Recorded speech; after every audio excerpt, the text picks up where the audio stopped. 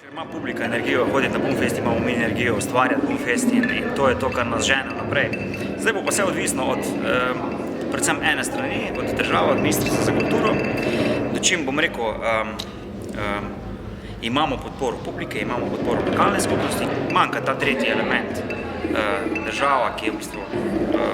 upam, da prepoznala, glede na obisk predsednika lansko leto, da je festival živ, da je festival dober, da ni sam sebi namen, ampak da je namenjen ljudem, ki se množično vračajo na.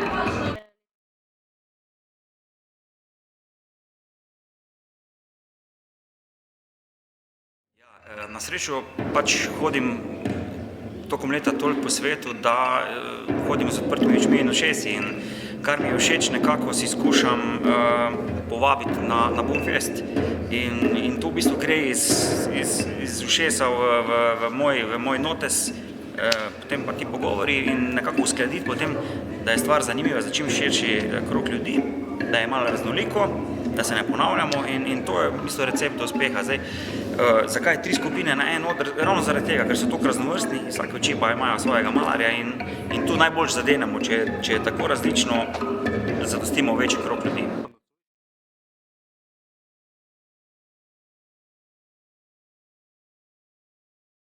Je bil razposajen, na trenutke romantičen, na trenutke divji, rockerski.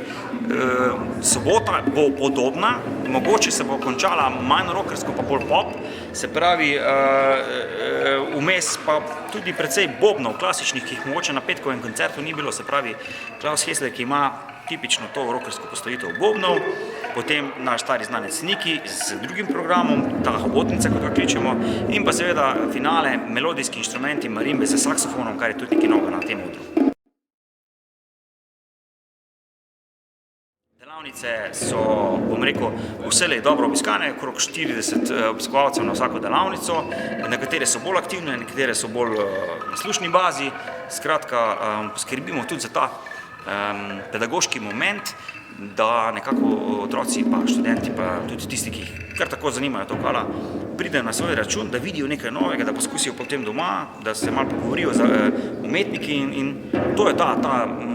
trenutek, ki nam veliko pomeni, je pa res, da vsa ta leta, kar delamo, je to zastonj, kar v tujini ni.